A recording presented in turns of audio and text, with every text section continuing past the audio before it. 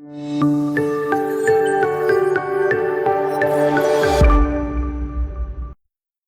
evening, everyone, and welcome to day 425 of our daily updates. Been quite a weekend, and many things have unfolded, and I want to thank you for being here tonight and being a part of the update. Today is April the 24th, 9 o'clock Eastern Standard Time, 4 a.m. in Ukraine, and so many things have unfolded, specifically with Zelensky, Lavrov, front updates, China, Spain, you name it. We're going to be covering all of it tonight. So thank you for being here. Thank you for continuing to like, subscribe, comment, give on the secure link in the description of the YouTube. Also, jump into the Patreon, growing, and it is an awesome place of a building community where we share and communicate things that can't be shared online all the time. So be blessed, guys, and here we go. I want to start tonight, and we're going to jump right into the map. Let me bring this over. We're going to talk specifically tonight, of course, about the East.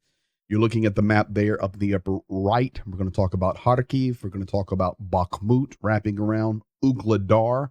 I've got photos, and I have video to share with you tonight. And we're also going to talk about Kherson and what is happening down there. Tonight, we're going to begin, though, with the upper right quadrant there of Kharkiv. Kharkiv experienced yesterday, for the first time ever, an in-air detonation.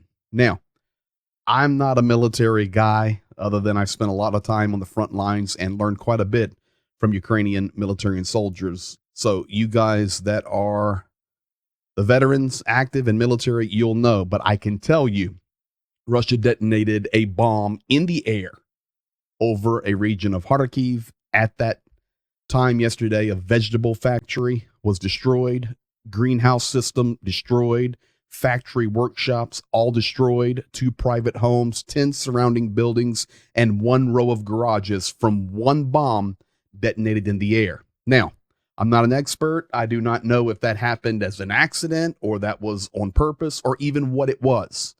But I can tell you that is what happened in Kharkiv. I can, of course, tell you it's nothing nuclear. For sure, 1,000,000%, but it was quite an event, and that is being talked about in Kharkiv today and in Ukraine. Now, jump all the way down to the south. We've had a little bit of a problem in Kherson over the last 24, 36 hours. Many of the mappers, and that is 2 or 3 main organizations that are responsible for drawing the map lines, who is moving, which side is pushing, who occupies what. And they take all the geotags, all the data, and then they put it together. And this is where some of the maps that I actually use come from.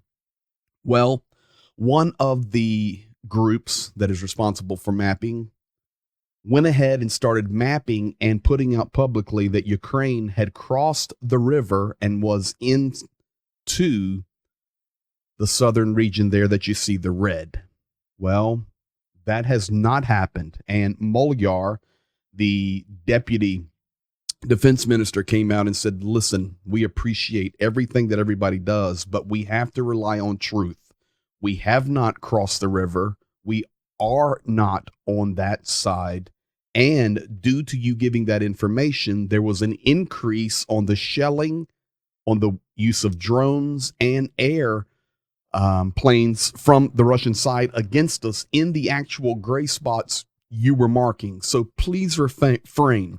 You will know it when the line moves. So we'll see what happens from that. But I can tell you, if you've been hearing or seeing anything about this, it's not true. Ukraine is not on the other side of the river. They are fighting, but they're not on the other side of the river. And it's created quite a problem. Now, I want to jump over to Ugledar, and I want you to look at this picture here for a second. In fact, I'm going to take it full screen in just a moment, but let me remind you where Ugledar is. We'll go here. Of course, this is all the front line of Ukraine.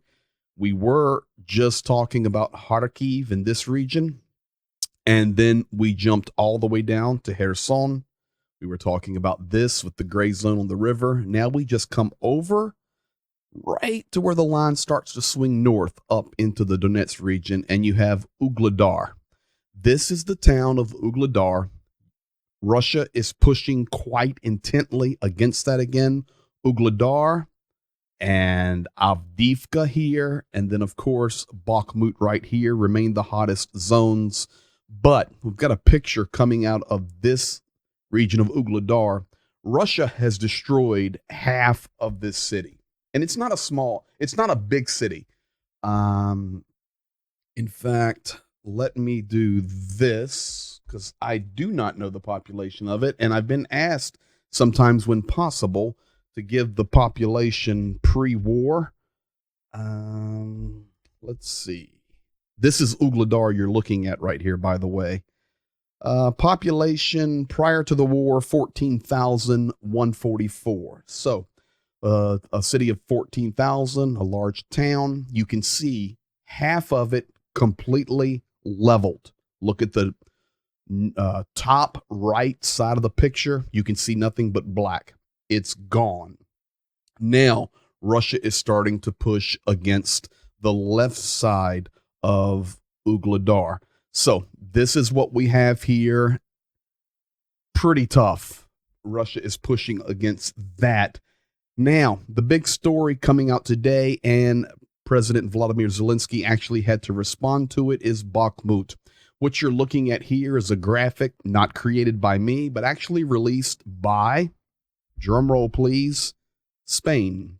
Spain states that they have a reporter right on the front lines in Bakhmut. And listen, I'm not throwing shade on Spain. Spain today loaded up 6 Leopard tanks onto a ship, and they're sending them to Ukraine. So no shade on Spain. This was just a report coming out of Spanish journalism, reporter on the front line saying, I have watched it with my eyes. Ukraine is aggressively pulling back out of the central sections of Bakhmut. Now, for me, that really confirms that we already know. We know from our own sources and friends that 2 groups have rotated out of Bakhmut. But now, kind of going a little bit more mainstream, President Zelensky responded to that. I'll give you that response, and then I've got some video coming out of Bakhmut tonight. President Zelensky stated clearly today, we have obligation to defend Bakhmut. If not, then a pathway is open westward. He's correct. And Ukraine is defending. As we've talked about many times, it's buying them time. I'm going to come back and look at the map in just a moment. But before I do that, I want to show you some video out of Bakhmut. Here's drone footage. I've been getting this every couple of days, and this is fresh drone footage I received today. How do we know it's fresh? You can see the green, the grass on the ground. This is what's happening in Bakhmut over the last 24 hours. The devastation just continues. Much of the city is burning. Many people have asked, okay, what was the population of Bakhmut? It was 75,000. Beautiful city, by the way. Absolutely beautiful. Now you can see that it's destroyed. Of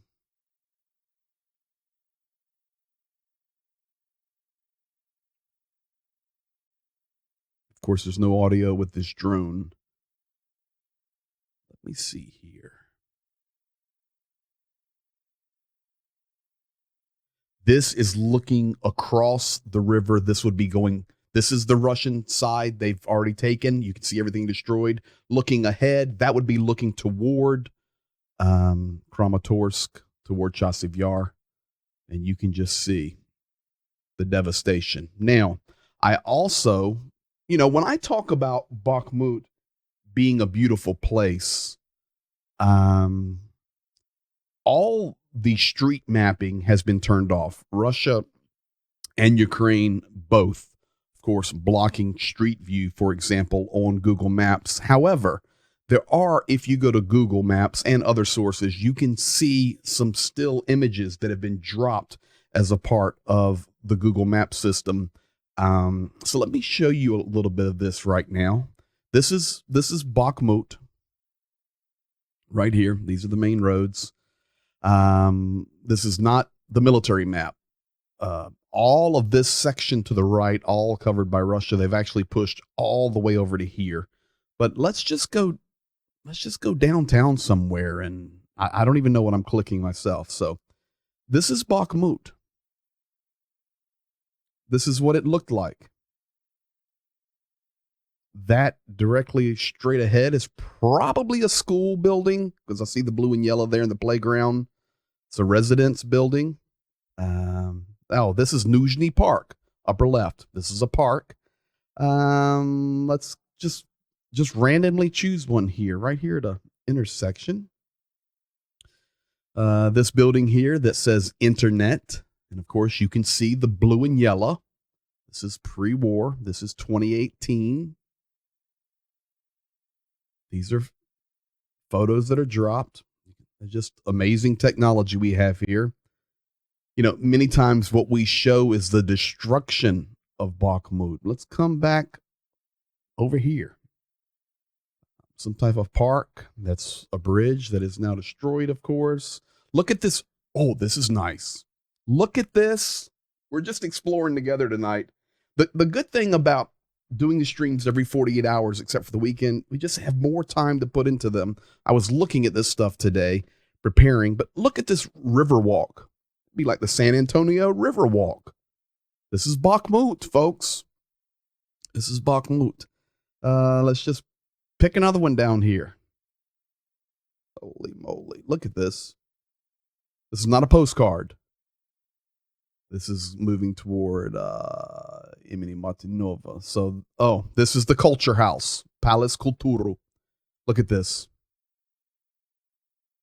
It'll be a theater in there. There'll be probably a museum in there. They do dramas here. Look at this. Oh, we're right at the central government building. Okay. Look, Ukraine right on it. Flag flying. Look at this. Holy moly. Yeah. So I could sit there and do that for you all night. I enjoy and I love maps, but you can as well. Let's go to Google Maps, scroll down into Bakhmut, turn on Street View, and start clicking the little circles there, and you'll be able to look at Bakhmut as well. Now, we showed you the destruction. I've shown you the pre-beauty. Why is Ukraine not officially, of course, they've already said they've started the offensive, but why aren't we seeing it? Why are things right now just kind of slow on the front lines moving? For example, we can do this right here. And if we come down into Bakhmut, and I'll pop it on for you. Let's do this. No, let's do that one. And this, of course, is Bakhmut. We were just looking at. All of the photos I was showing to you, by the way, is all in this region. All in the center region, all gone. Covered in red, but you can see Bakhmut here, and it's kind of been slow going. This is the 23rd. Let's just take it back to the 18th, and we'll just come forward, showing the movement. There was some movement up north, actually. Let's see that. Yeah, that popped in here, taking that roadway, then just rounding out the line. Some pushes here, gray zone extending. And this is up to the most current that we have. This will be within the last 24 hours. Pretty tough, as you know. Wagner pushing into the center, Russian paratroopers and stormtroopers pushing from the south and the north. Let's do this now. We have an obligation to defend Bakhmut. Why are these lines a little slower moving? Check this out. This is what the front lines look like. This is some of the trenches around Bakhmut area. Today on Patreon, I released some other trench video. Incredible. Showing really what the soldiers are facing there in the trenches. But here, this is the weather. This is the condition. This is why things are a little slow right now with line movements.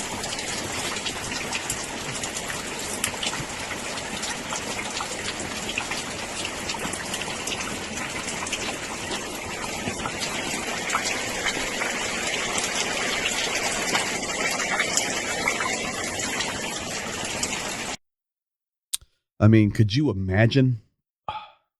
Think about yourself. Many of you, whether you're here in the U.S. or around the world, we get a little frustrated when it's raining and we have to run to our car with an umbrella. These guys are sitting in these trenches. It's very, very brutal conditions. Now, I want to jump over and we're going to talk about a few nations tonight. The first one we're going to talk about is Iran.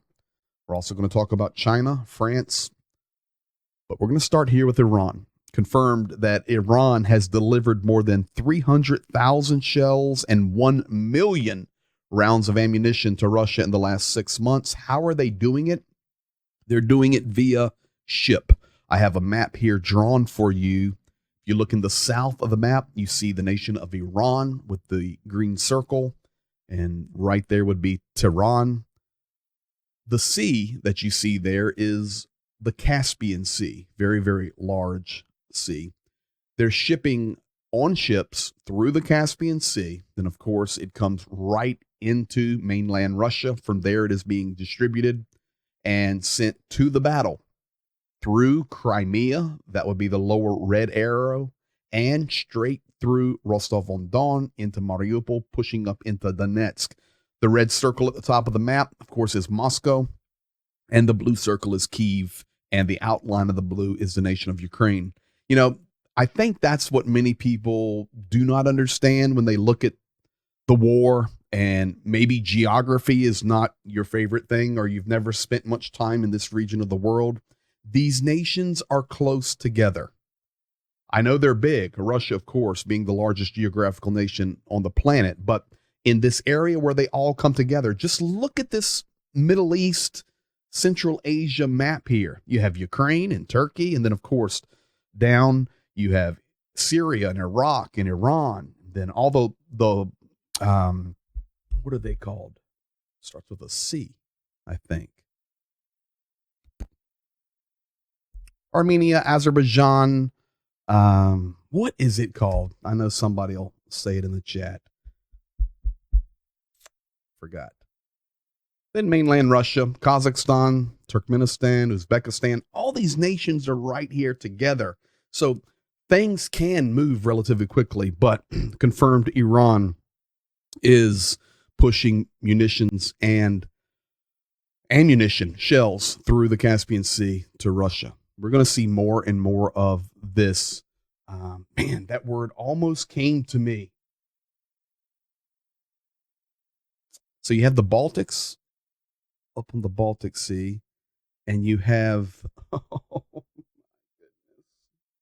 somebody please write it in the chat. It's driving me nuts. Here we go. China. We've talked about Iran. Now we're going to talk about China.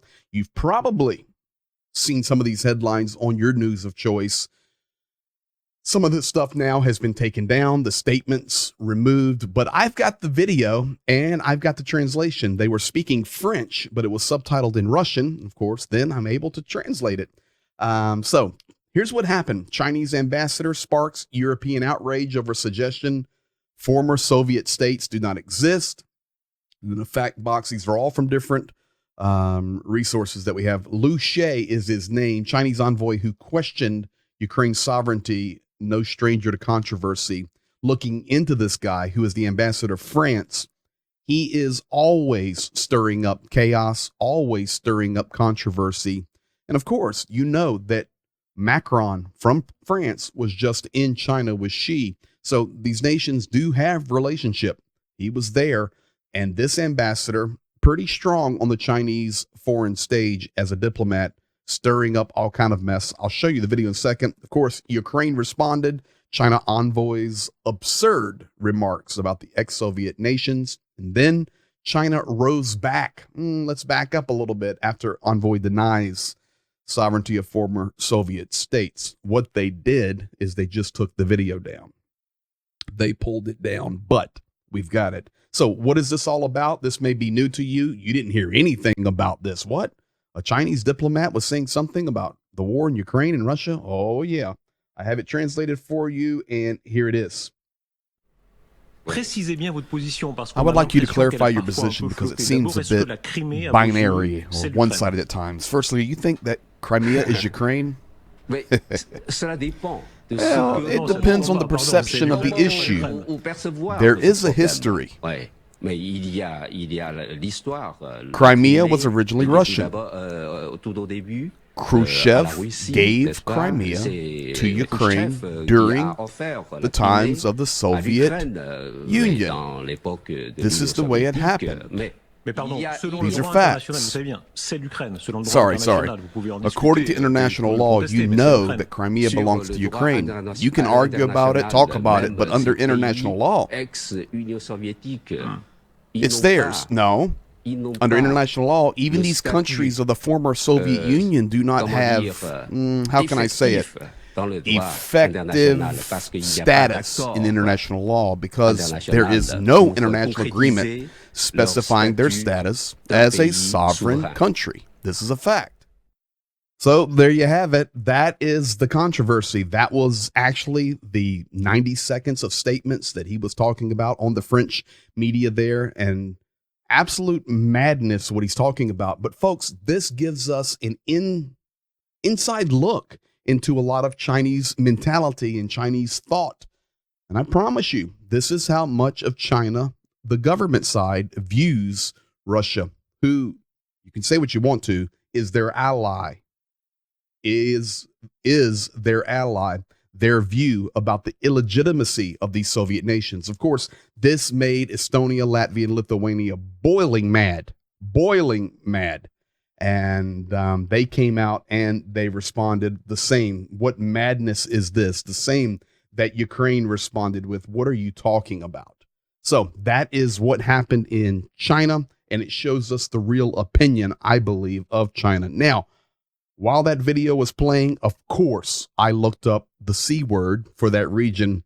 So we'll go back over here. Caucasus. The Caucasus region, Central Caspian region. That's the word. So that's the region we were talking about back there. Now, let's pop over. We're going to leave China now, and we're going to go to Russia, specifically with the United Nations, with Lavrov. As you guys know, it was reported about a week ago that the United States was denying visas to the Russian diplomats coming to the UN. All of that was American media. I do not know if it was in other nations' media, but American media not knowing what they were talking about. Lavrov has a visa. It's not been denied. It's not been rejected. The representative to the UN, who's still sitting as the chairman of the Security Council, that guy from Russia, yeah, still has his visa, no problem. Lavrov came to the UN. He made a speech. So what was that actually about? That was about a few journalists, propagandists that were traveling with Lavrov's entourage. It was not about the diplomats. Once again, journalism is so pathetic on most fronts. It was about journalists traveling with Lavrov. They were denied visas.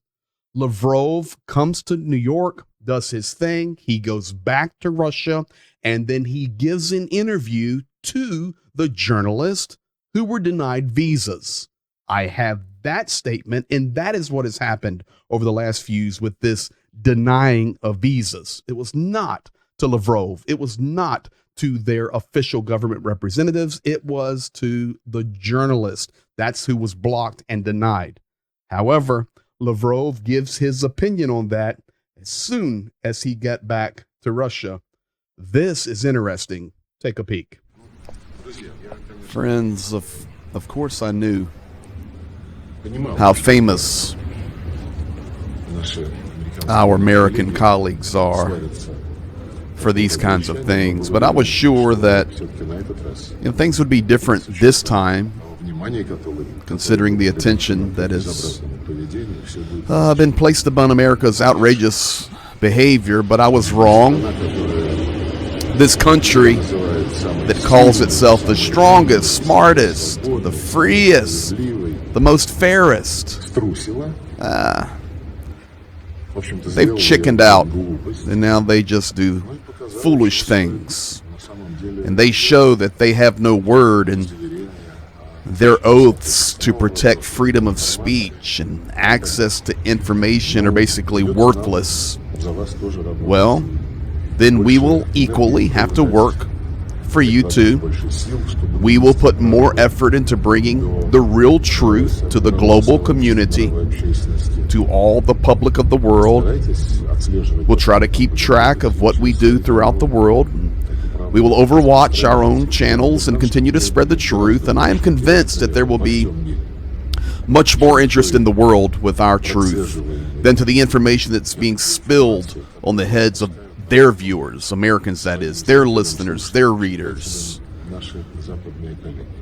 those from our Western colleagues. And most importantly, be sure we will not forget and we will not forgive. Thank you. So there you have it. That's Lavrov's statement coming right back to the journalist who had been denied visas. A lot is in there. The translation was perfect, by the way.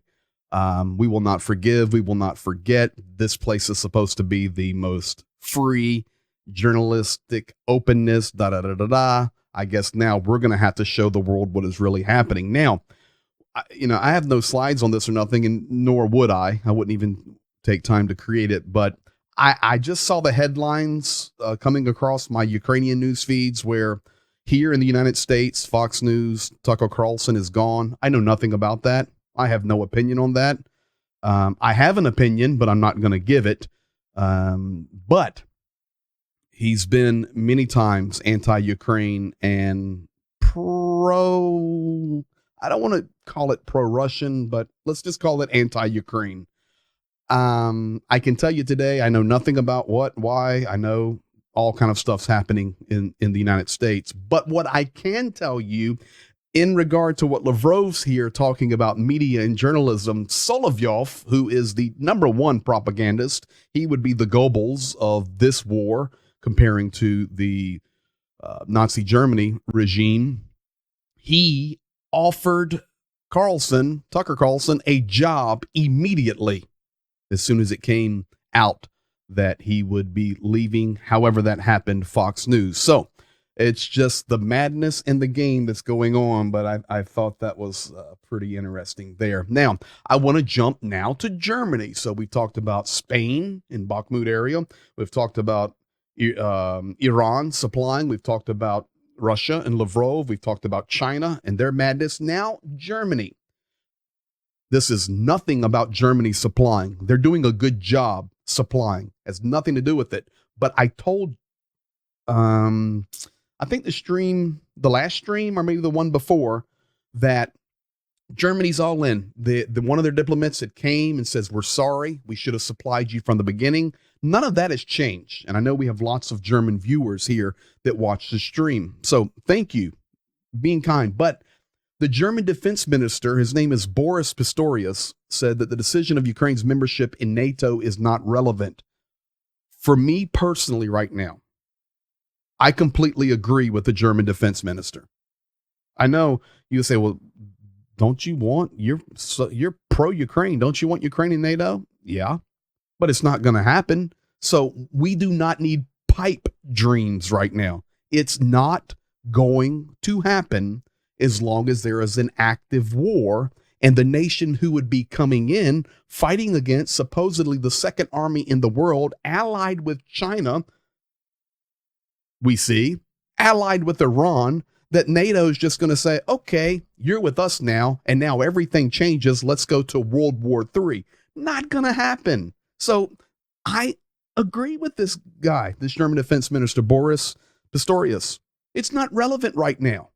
Zelensky can go there in July all he wants, and the Ukrainians can get all happy and excited that, oh, we're going to NATO. You're not going while the war's happening.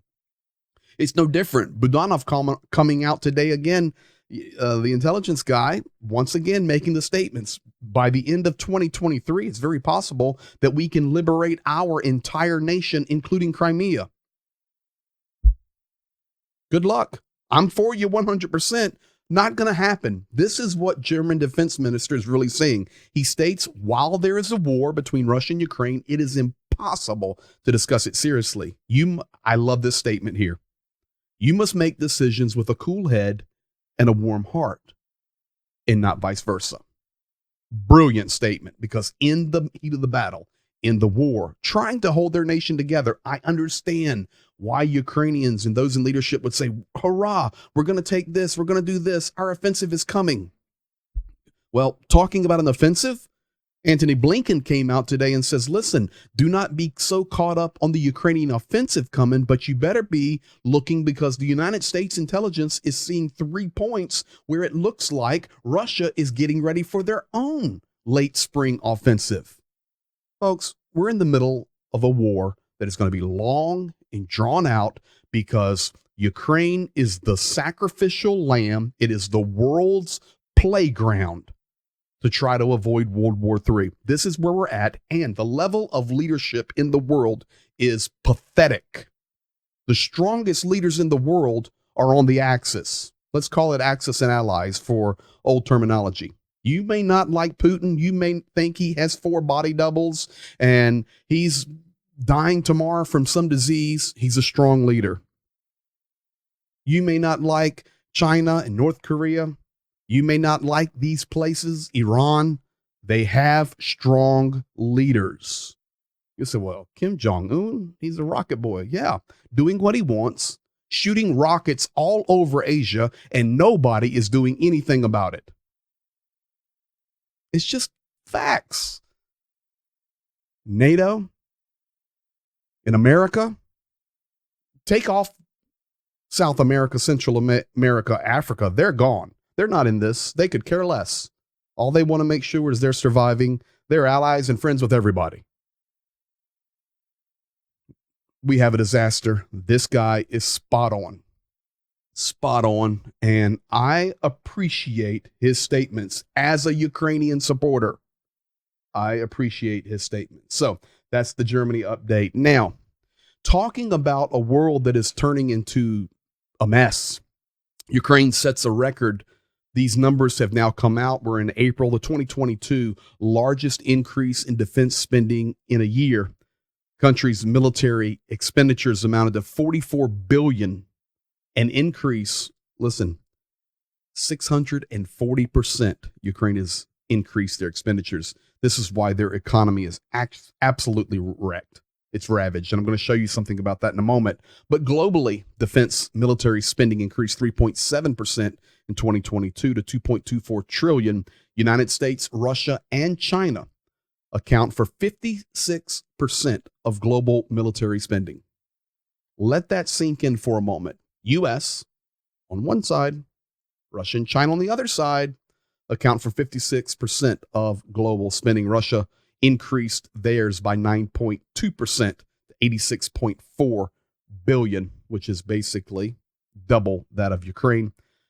So because of Russia, this was the quote Ukraine gave: "We are forced to invest money not in our future and development, but in war." This is what's really happening. The economy also being affected. July 1st, gasoline discounts that Ukraine had in place for the war are set to expire, and Ukrainians going to the pump for all fuels, diesel, what they call benzene, which is our like unleaded gas, and then they call gas propane. Everyone flat across the board on July 1st, Ukrainians will wake up to a 20% increase in diesel and gas and unleaded fuel per liter. So this is what's happening. July 1 will be here before you know it. Now, fireworks have been banned in Ukraine. And a couple of last things I'm sharing with you here.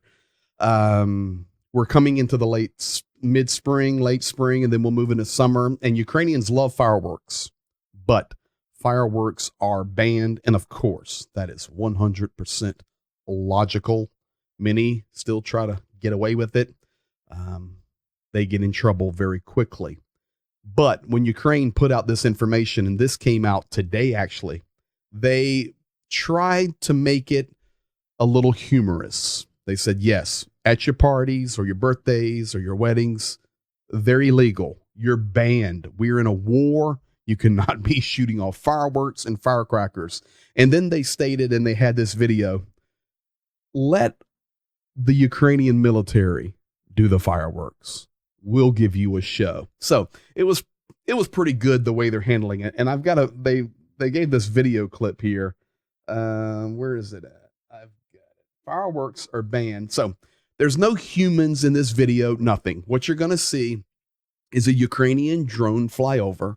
It's got a grenade or some type of munition on it.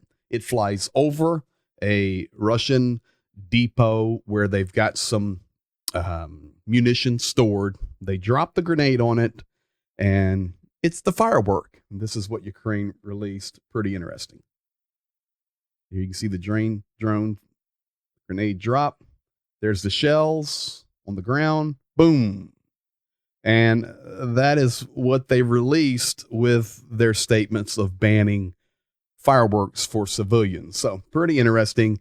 And Ukraine trying to be a little bit entertaining.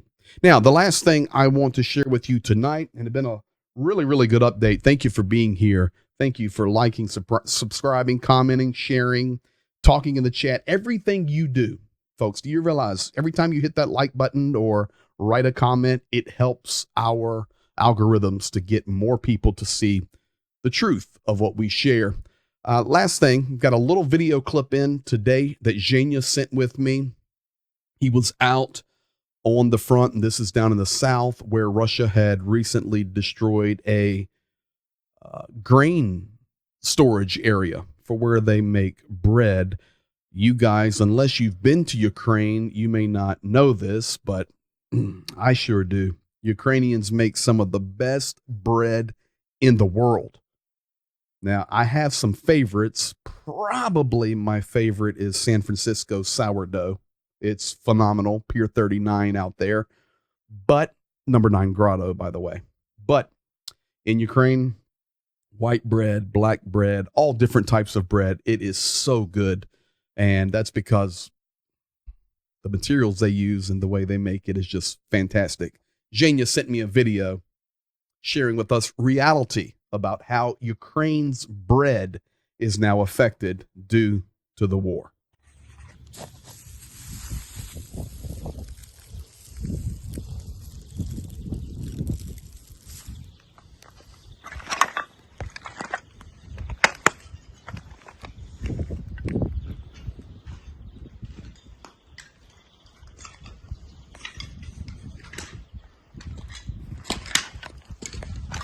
This is down towards Kherson. This is what Russians do with Ukrainian bread.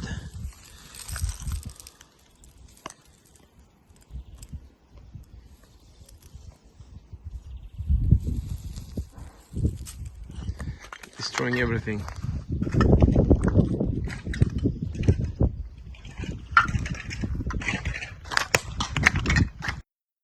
Very, very sad. And that coming in from Zhenya just about an hour ago for me. And he said, share this, please. Now, I can tell you that we are planning for Zhenya to be on with me Wednesday night.